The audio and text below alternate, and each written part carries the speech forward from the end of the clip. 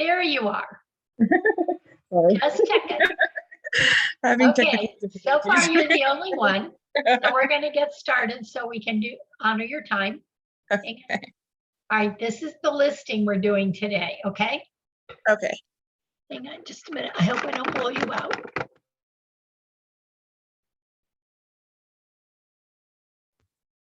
There we go. I had to move the screen, and every time I do that, it messes up. So, let me go back to me. Can you hear me and see this? Yes. Okay, I don't know why let me go back over here. I'm going to stop sharing for a second here. Okay, there we go. Now we're going back to sharing. All right. So this is the checklist for listings, okay? And you can go into resources, Park Meadows, and you can find these. You can copy them or whatever. You can print them and have them for your records if you want a sample of something. Okay. So the first thing you do is an O&E, which is with the title company owner encumbrance, to check to see who those people are. They say they are. And if that'll also pop up. It's a $5 one cost, and it's to make sure there's no major liens against the property. And then the title company also has a net sheet. You can do one through CTME, or you can do one through the title company that you use. And it's an app. And so just have to learn to use that app, okay? And then public records in Realist it's a 3-page document that says who the owner is, and again, the legal description, and how much they owe approximately against the house, and what kind of loan they have, and just a lot of general, what their taxes are. So general information on this, so that you want to be sure that you always do those first 3 things in the listing. Then you have your listing agreement. You have the definitions of working relationship, buyer advisory, seller property disclosure, square foot disclosure, common interest community checklist. If there is an HOA, hang on, I got to let somebody else in. And any, okay, Comac. There we go. Getting our audio done for that person. Oh, excuse me. Oh, no problem. I know my nose is itching because the allergies are killing me. The rain last night was great, except it exploded the allergies up. So there we go. Anyway, you have any and all amend extends.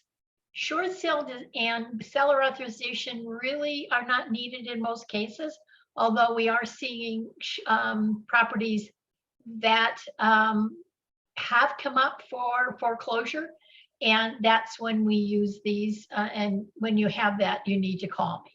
If it's a lead-based paint sales, you have obligation and you have sales. And you put the obligation first in your listing and sales also. Then when it's time to give it to a prospective buyer, you have everything already set out. You have an MLS printout sheet that when you activate your listing, you want to be sure that you put in a copy of the active, and then you have a copy of the under contract when it goes under contract, and you have a copy of it when it goes to close. Then you have source of water addendum and closing instructions. So those are all of the documents you need, and I'll tell you what you put in 3 emails, okay?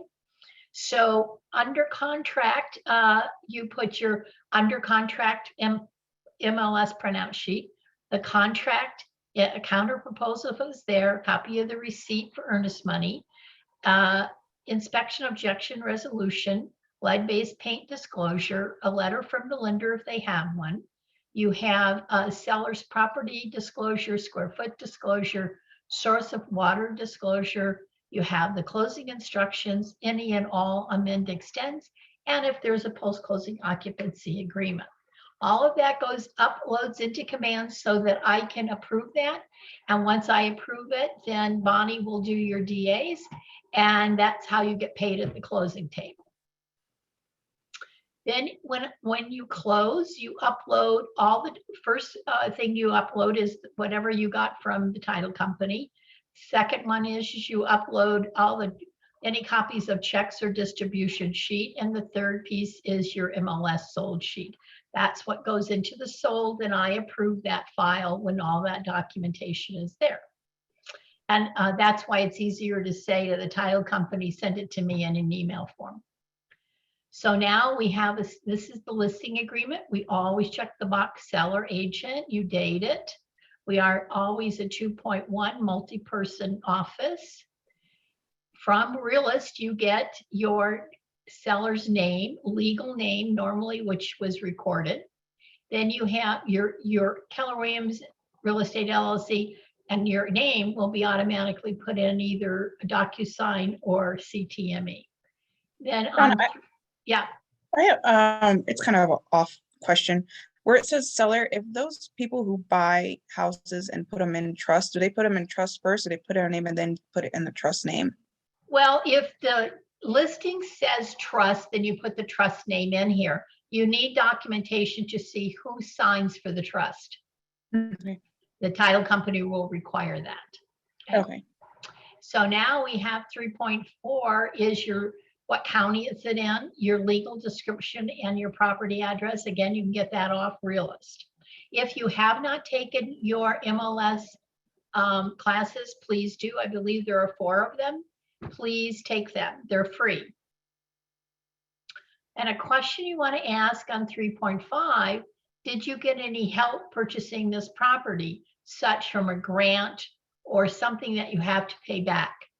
Most of the time it's recorded. A lot of times it isn't. So if it's not, you check the box, and the title company can do a little bit more research on this. But this is usually for the lower price points, and the upper price points, you're probably not going to have that. The answer is going to be no. Okay. Then if you have a beginning and ending period on your listing agreement, I would suggest strongly they put in minimum of 6 months. Properties are sitting on the market much longer now. They're not flying off the market in 2 days. Most of them are sitting somewhere between a month and a half to 2 months, maybe 3 months. So you want to be sure that once you get an offer, you don't have to do an amend extend, because you have making sure that you've got enough time in there to get it closed within that 6 months. If you have to do an amend extend because it's been on the market for 6 months, you might have considered some price reductions along the way. Alrighty, now on 3.9.2, you can say will or will not, depending on what you want to do.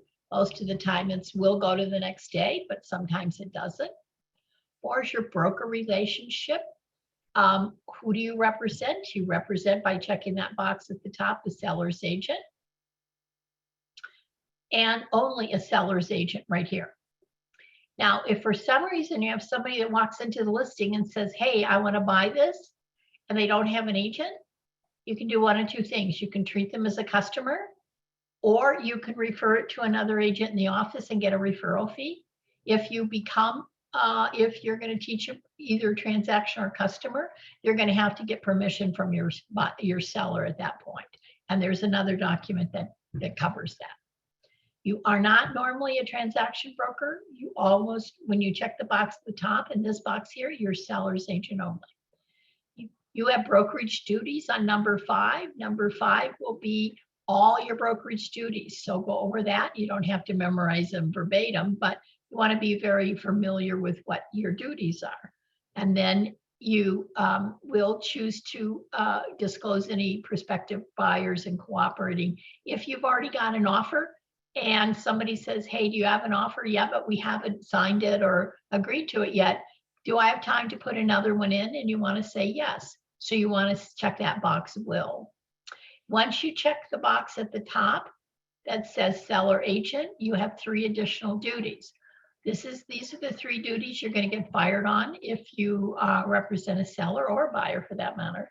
You have promoting the interest of the seller, seeking price and terms set forth in the agreement, and counseling the seller on the goods and bads of this, whatever the transaction is. If you're going to get fired, that's where you'll get fired. So you want to make sure you do the best you can for these 3 items right here. Now, what kind of commission am I going to charge?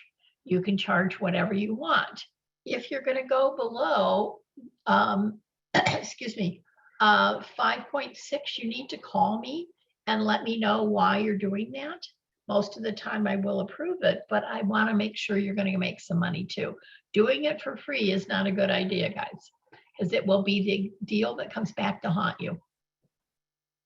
If you're going to lease, most of the time we do not, but I always put this in to make sure everybody's honest here. I'm charging 10% of the gross lease for a year, basically, and it'll be paid time at the lease. I have never exercised this, but I always put it in to make sure everybody understands what we're playing with. Then on 7.2.3, this is your holdover clause. I always put 120 days. You can put 30, 60, 90, whatever you want. I don't care. And yes, you will owe me a commission. For those houses that or those prospective buyers, I may have, if you fire me, I've submitted a list of people that we have prospective buyers from that I brought in, not somebody else who has from an agency. So we go down here to the other part here is the rest of 7 and 8 and 9 are pretty self-explanatory. Then we go to listing information, which is the MLS information. On 9.11, it will be put in many MLSs, and yes, it will be, the property address will be there. Now, let me talk a little bit about, is there any other marketing? And normally the answer is no, but you're going to do Facebook and things like that. So that's part of your marketing. You don't have to put that in here. But you will be putting it on display for the internet, and the address and the property listing, everything's going to go into the internet. So all sellers need to understand that. I would encourage you to go to Smedra and get your electronic lockbox and register for Century Lock. It is about $100 a year. I think the boxes are $125, but it's a much easier way to keep track of who goes into your property. And less likely anyone can break into your lockbox. It's a good way. And then I always put instructions. The seller will be not necessarily called, but I would say must text the seller or any of that kind of thing. Right now in Broker Bay, which our office subscribes to, I believe we do have a call situation for that. But the seller may just want to text. So put down, ask, how would you like to be contacted that somebody's showing your house? And normally a text is sufficient. You don't need to call. Now here on 9.2.2, you want to check only licensed people come into the house, which would be a real estate agent. And I forgot to check the box licensed appraiser, but not unlicensed inspector or assistants. This is very important. That way they have to use your box to get in and you know who's gone into the house. And that's why it's important to get those electronic boxes. Then on 9.3.1, other marketing, I have you put this statement in so you're not locked into whatever kind of marketing you're going to do, because you don't do the same for a condo as you do with a 4,500 square foot house or a townhome. All professional marketing services offered by the brokerage firm as broker deems necessary is your statement. So it's a blanket statement to keep, you will tell them what you're going to do if on your individual listing. So if you have a condo, it's different from a house. So you want to be sure that you put in that you're not locked into something you can't perform on. Now, this is an important one. Something was brought up the other day on unauthorized videos. So when the guys are going to take their pictures, is ask Mr. Seller, Mrs. Seller, is there any area that should not have a picture taken? Somebody was telling me about a photographer took a picture of a safe, and the safe also had the code with it. And yeah, I couldn't believe it. And it was the most, so it's out there for Universal, and they can't even open from the code that was there. They couldn't open it all. But you're putting the homeowner in danger. So if there's a children's room or a safe or something you don't want taken pictures of, please put it down here, and that way you can tell the photographer. But everybody use your head. Don't take pictures of things that could cause harm to everybody. So now we want to make sure that the listing is not with somebody else. You don't currently have a listing, and you didn't get a list of submitted prospective buyers for this property. Most of the time that's going to be a no, but every once in a while, if you take over somebody's listing, it's an important question to ask. So what is the price? You put whatever the price is, and you want to make sure what kind of terms that you can accept. If you have a higher end product, you cannot accept an FHA and VA, because I think the highest they go up to is about $584,000. But if you're listing a $650,000 house, the only person that can come in is cash and conventional. FHA and VA are probably not going to fall into that category. So don't advertise something you can't accept. Is there any discount points? We don't know. It's not at this time. We didn't get an offer. We don't know what it might be. If you, on 11.4, if you have an FHA loan, there are certain costs that FHA and VA buyers cannot pay. So you want to put a number in here. They go anywhere from about $50 to about $500. Most of the time I put $350, but the seller shall decide at the time of offer if any seller concessions are given. So, hey, we got a situation where I want you to pay $3,000 towards the FHA closing costs. That's not what we're dealing with now, because we don't have an offer. You look at the offer that comes in. So what would be the earnest money? You can say 3 to 5 on a $350,000 house or anything. Once you go over $7,500, if there's going to be a lawsuit, it goes to a different court, just to let you know. You will accept, the seller will accept proceeds, either cashier's check or electronically wired. If they're going to get electronically wired, you have to understand that the seller is to call the title company direct. They cannot believe any emails that come from the title company, and they have to verify that those emails came from the title company. We have too much fraud. Words like earnest money, closing, any kind of deposit, those are magic words that the fraud people look for and steal money on. So there's a whole lot of steps when you go to close, and verification and triple verification on everything on wire. So 13, what's being included? Okay, we don't have any solar panels, water softener, security system, so we put none. If you have, you check the appropriate box. If you have, you always want to put what the amount of remotes are. Are they 1, 2, 3? And you want to put it in here. You want to be, the more specific you are, the less problems you're going to have in the future. So 13.1.2 is pretty much a standard statement in here. And then on 13.1.3, are you conveying this property with liens and encumbrance, except the word none? So if there's any liens or assessments or property tax, all of that has to be paid off by the seller by closing. So what else goes into the other inclusions? This is where you put your refrigerator, be specific. If it's a GE, LG, whatever you can glean out of it, put it in here.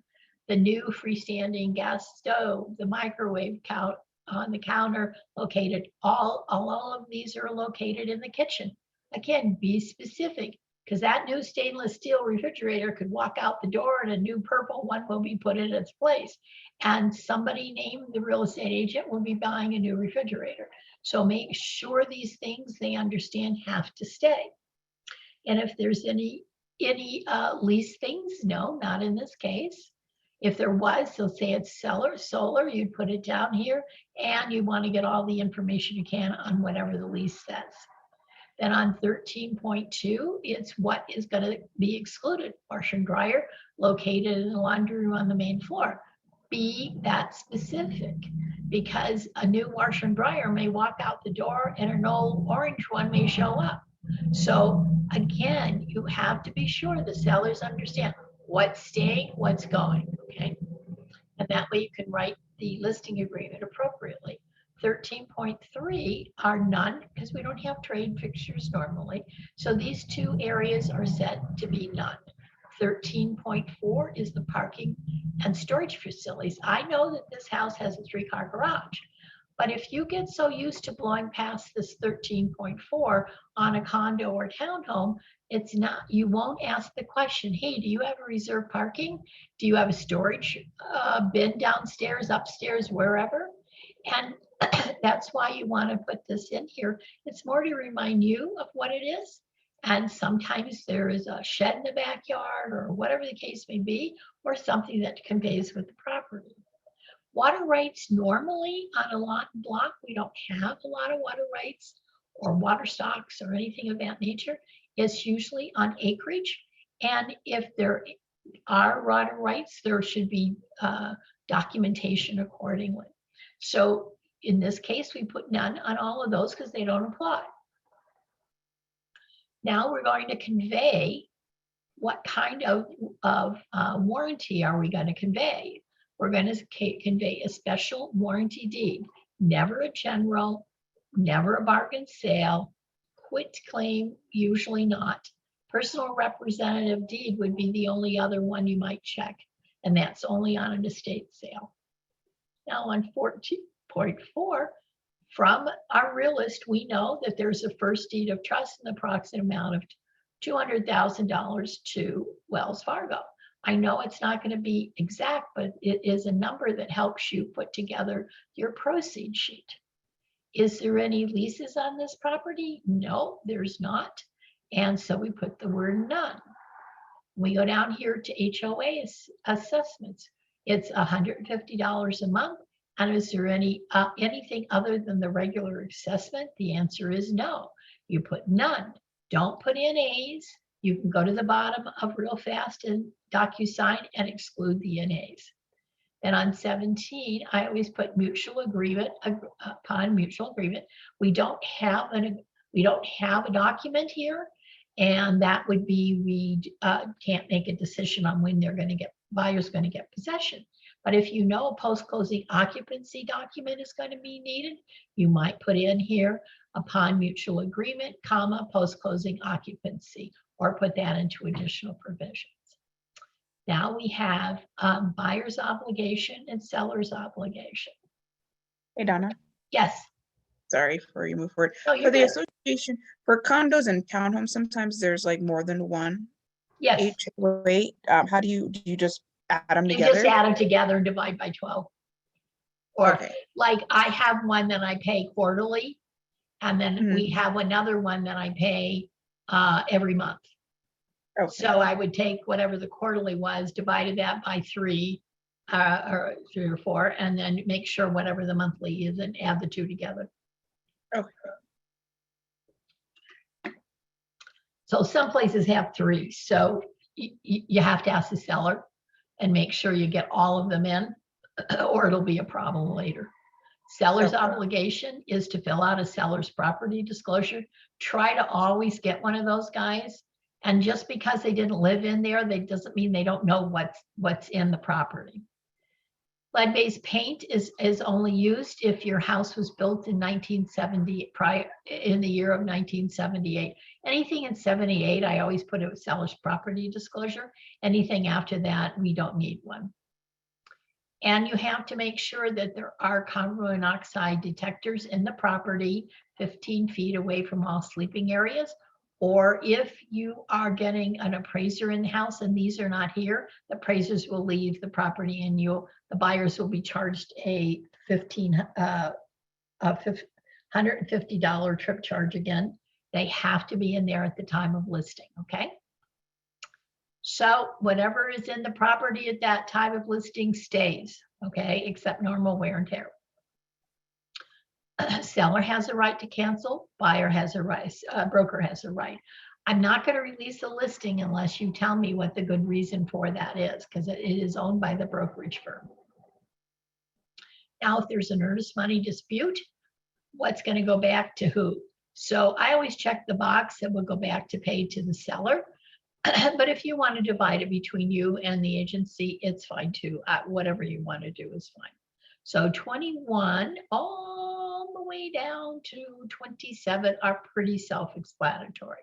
So please read those. They're talking about earnest money disputes and things of that nature.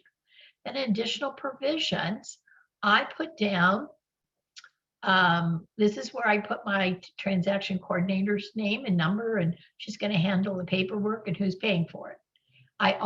You could put in here also, post-closing occupancy agreement needs to be performed on this listing. But this way, they know who my TC is.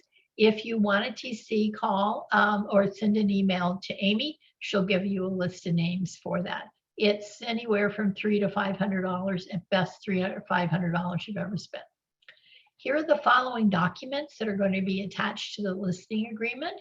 So it's seller's property disclosure, square foot disclosure, seller's advisory, common interest community checklist if there's an HOA, closing instructions, the seller's proceeds sheet. If it's a lead-based paint and you have to do lead-based paint obligation and sales. I forgot one in here, which would be source of water. So those would be, I forgot to put that in here, but source of water is your other one. So now we go through, and 31 all the way down to 35 basically are self-explanatory. You've got your name. For the sellers, you can enable them so they can sign and it dates automatically. Your name and information should already be filled out in CTME or in DocuSign. Do you have any questions at this point on this particular document? Okay. So the second piece to this first email is going to be your definitions of working relationship. You want to be sure that you fill everything out as you had. How's it going to be delivered, either by hand or via email? And then make sure everybody has signed. Third piece that'll be in this particular group is the seller advisory. This is the document that our in-house attorney has prepared for a seller to talk about inspections, fraud, wire fraud, home warranties. In home insurance, they need to have it if they're going to stay in the property after closing, tax consequences. All of these things need to be addressed to a seller. So they have to sign and you have to sign. So this is the first email. You send the listing agreement, the definitions of working relationship, and seller advisory. That's email 1. Now, the reason you put this in 3 different emails is because it gets very, very confusing for the sellers. There's a lot of things they have to do.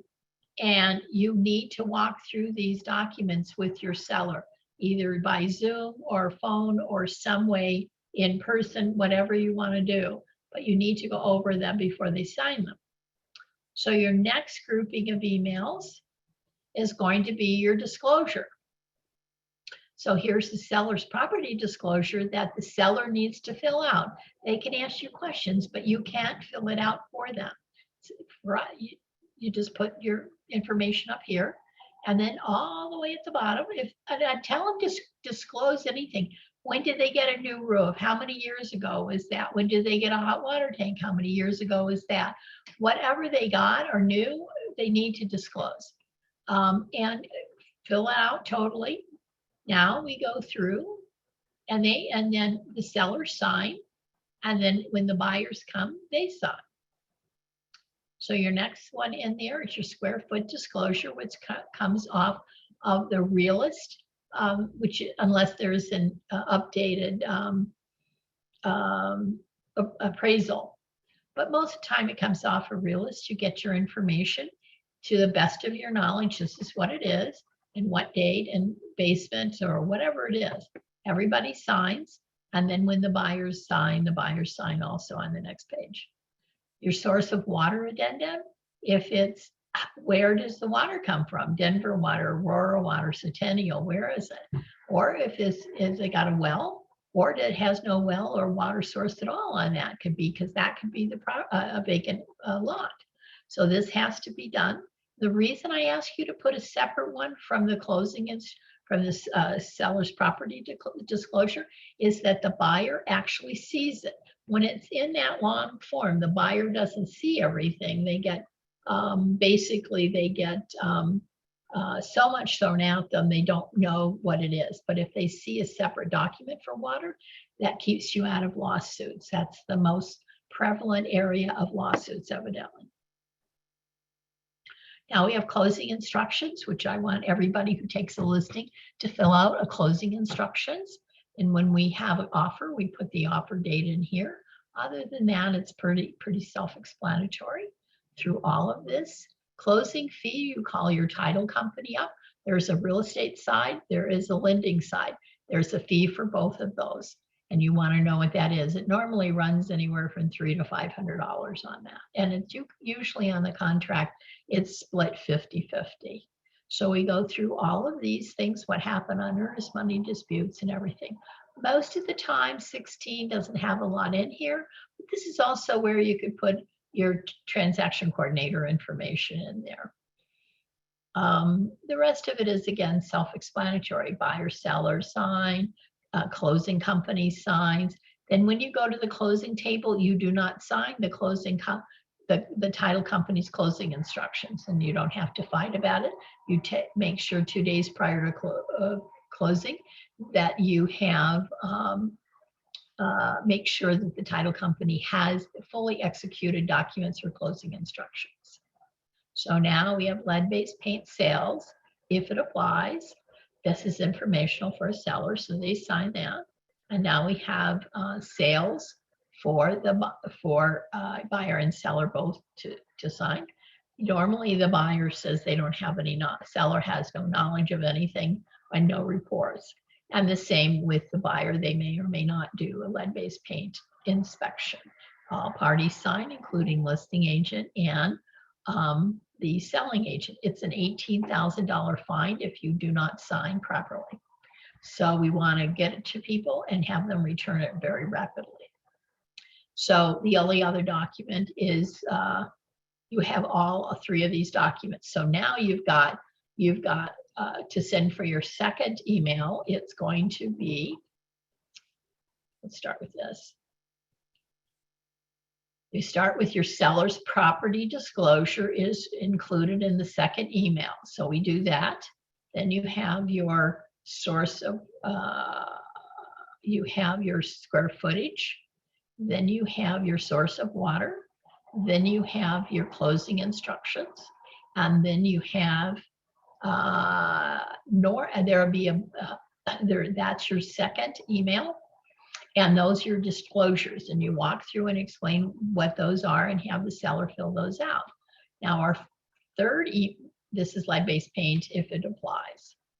Now our last email is going to be your seller's property disclosure.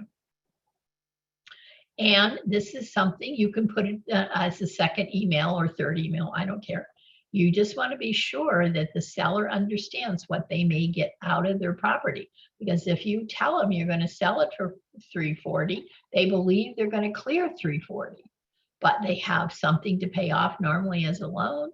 You pay commissions, you have home warranties, possibly release of the courier, you have taxes. Sellers pay it from the first day of the year to the day of closing, the day before closing.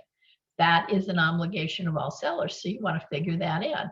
If there's a transfer fee, is your monthly fee, any seller concessions? Is there anything that the buyers have asked the seller to do? So we want to give them as much, the worst case scenario as we can. And then if you get an offer, when you get the offer, you do another one and see what has been asked of the seller to do, okay? So then you have them sign and you sign and everybody moves forward. Now, if there is a HOA with this property, the fifth document that you put in your second email for the disclosures, it's common interest community checklist. And this is not signed. It's just letting the buyers know there's more than one HOA, what they are, and what's included. It's informational only. Okay. So this way, you've got all those disclosures. Now, if the buyers have an inspection and they terminate, this is notice of termination. And then we have earnest money release. And that's when the buyers, seller sign, buyer sign, everybody gets their money back. So you don't want to have too many hassles.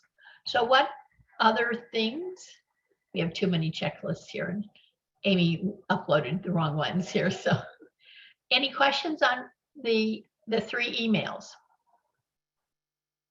All right, what you need to, yeah, I go don't ahead, have Shane. any, oh no, I'm sorry. I don't have any questions. I was just wondering if there's any way you can get print off to like look over it. Absolutely. Go when you open up your KW email, on your right side, you see 6 dots. Click on that, and that little box, type in resources, and it'll pop up Resources Park Meadows. And when that pops up, click on it. And when that pops up, you'll see every class I teach, and you can just print every one of those. Okay. Okay. Now, what I will tell you to do is put a listing agreement together for your house, somebody else's house. I don't care, but I want you to know where to go, which program you're using, and where to find the listing agreement. Okay. Okay. It's very important if somebody calls you and says, hey, I'm going to want you to list my house, you know where to go. So I want you to have that. I want you to do a sample of it. And you don't have to do the disclosures. Those are pretty simple. But any other of those documents under listings, you make sure you know what you're doing, you know where you can get, which kind of title company you're using, how to figure your seller's proceeds sheet, what's on the realist document, and where is my listing agreement. All right. So this is super important that you know how to do this, because you don't want to look like a fool. Yes, Comac. Yeah, we don't look like a fool, No. definitely. So you mentioned an email, but I have not got an email from you. I clicked on this link from the calendar from the launch page. So I didn't get an email from you to be able to get to this information. So okay, is it let me something tell you sent? you go into your KW email. Okay. It's What inside is your my KW email? Okay. It should be Cormac it's cormac.realty@gmail.com. Okay. You're going to have to ask Amy, because you Okay. don't have a KW one, which is under Google. So even in your Google Gmail one, you should have 6 Okay. dots on the right-hand side. Okay. Let me Alrighty. see. I've got 2 Gmail accounts. Hang on. Yeah. Your Gmail account should have 6 little dots in it. And when you do that, you will see, click on that, and then type in there resources, and it should pop up right below it, Resources Park Meadows. So click on that.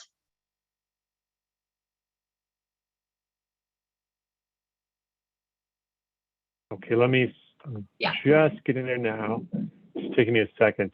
No, you're fine. My typing, of course, when watched, totally falls apart. So here are there's the dots for the Google app. Click in the upper on right-hand those. corner. Click on those. Okay, and I've got account, search, maps, YouTube, No. play, I want you to news. go to the little box at the top. Once you click on, there's a little blank box, like a little blank place that you can type something in. This is my Gmail. This is not KW email. All right, let me So go into you're asking mine. about my. All right, go in. Oh, it's not going to be on here. It'll be my drive. Then you're going to have to ask My Amy, drive. because I don't know Okay. how to get there. If you don't All right. have if you don't have a KW, I It's got on 2 my drive? accounts. Huh? My drive. So it's Yes. Click on okay, that. cool. All right. So I clicked on Drive. All right, in and the little blank box, type in Resources Park, and when you do that, it should right below, it should be Resources Park Meadows. Okay, here we go. And click on Resources Park Meadows.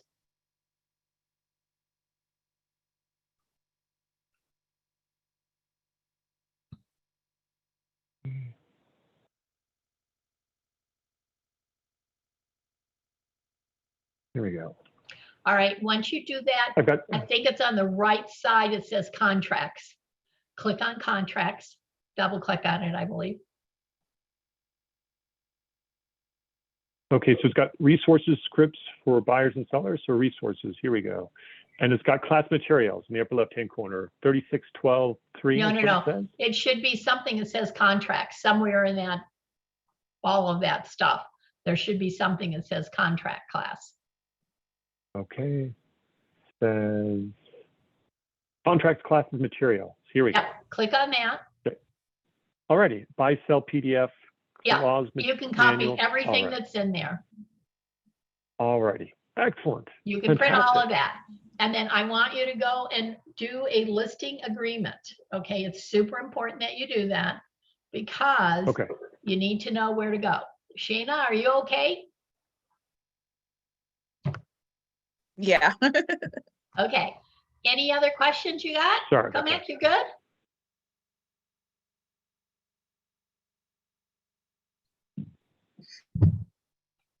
Are you I'm good? okay. Sheena, you can jump off while I help him. Okay. Okay, Thank if you have questions, call me. All right. Thank you. Have a good day. Okay. There you go. All right, Comac, All have we right, got him? I think so. It says one file zip. I clicked on the directory and then it said, and now it's actually downloading it. Okay, so I have all of those together. Let me Okay, see in one zip folder. Here we go. Let me see if I can extract this. and you can print them all and then that way you can look at them. Fantastic. There you go. Excellent. So yes, I have, there's actually 4 of them. No, there's Yes. 2, 1, 2, 3, Well, 4, there's 5. 3. And The then red there's line you don't need. The red line you don't need. okay. Just do the So I first don't need that. Let me 3. delete that one. No, yeah. you Okay, can I'll just do delete the that. first 3. Then you're And good. so I deleted Redline and excellent. So I know somebody that I can do this listing with. And Okay. so I was going to just spend some time with her to sit down and walk through it, all the different steps as a kind of a practice. And she's agreed to spend the time with me to do this. So Absolutely. she's kind That of is curious a about it as perfect thing well. to do. Yeah, So cool. perfect. There Excellent. we I go. think I'm set then. Great. If you have any questions on that, don't hesitate to call, okay? All right. All Sounds righty. good. Excellent. Well, thank you very much, Donna. That's You're welcome. fantastic. Hope to Thank see you. you next week. Cool. Bye. Me too. All right. Thank you. Yeah.